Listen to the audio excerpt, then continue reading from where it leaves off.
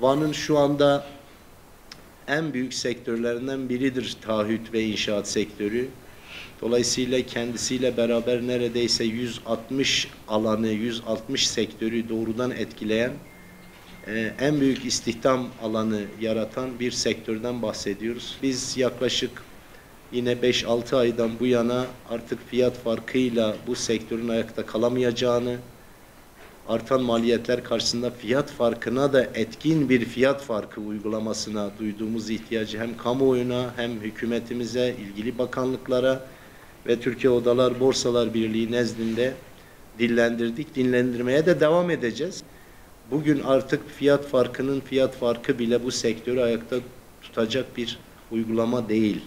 Dolayısıyla geldiğimiz noktada hızlı bir şekilde bu firmaların mağduriyetinin önlenmesi için bir tasfiye ve fesih hakkının da tanınması gerektiğini ifade etmek istiyorum. Geçen sene bu tarihte 2021'de alüminyonun tonu 28 binken bu yıl dünen aldığım fiyat 105 bin.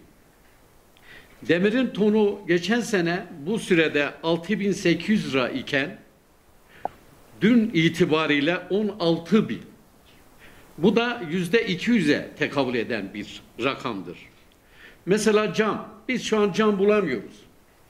Türkiye'de şişe cam şu an ihracat olsun anlamında dünyaya ihraç ediliyor. Ama iç piyasada gerçekten biz camı 6 ay ve 7 ay zarfında bile olsa biz paramızla nakitse, çekler artık geçerli değildir. Nakit olarak da biz bulamıyoruz. Cam mesela geçen sene Loe camın metrekaresi 115 lirayken bu sene fiyatı 325 bin lira. %300. 350 farkı vardır. Mesela beton, ben geçen sene betonun metreküpü 235 bin lirada kullandım.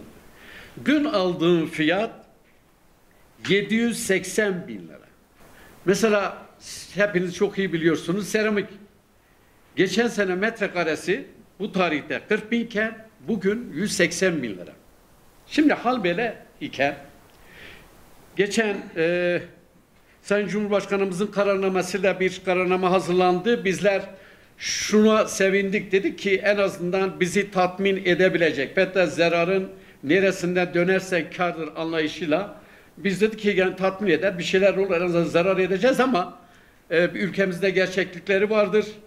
Az zararla biz işlerimizi kapatırız diye biz o düşünceydeydik. Maalesef dar fare doğurdu diyebiliriz.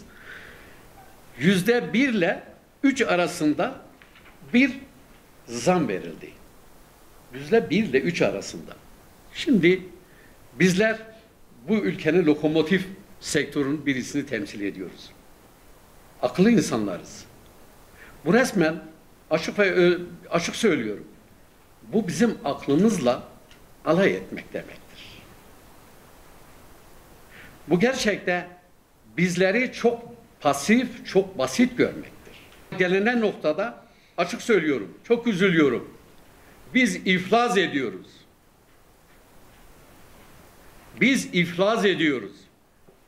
Biz iflas ediyoruz. Bundan daha kötüsü yoktur. Eğer bizler bu sektör iflas ederse Türkiye'de birçok sektör bununla birlikte iflas edecektir. Ciddi anlamda istikam sağlayan bu sektör işsizliğe ciddi anlamda mal olacaktır. Bu da ülkemizin, beni bağışlayın, yine söylüyorum, ülkemizin iflası demektir. Bizim yanı başımızda 80 milyonluk bir petrol ürünleri devi bir İran İslam Cumhuriyeti var. Biz bunları buradan neyi aşabiliriz? Orada şu anda demir fiyatları makul, çimento fiyatları makul.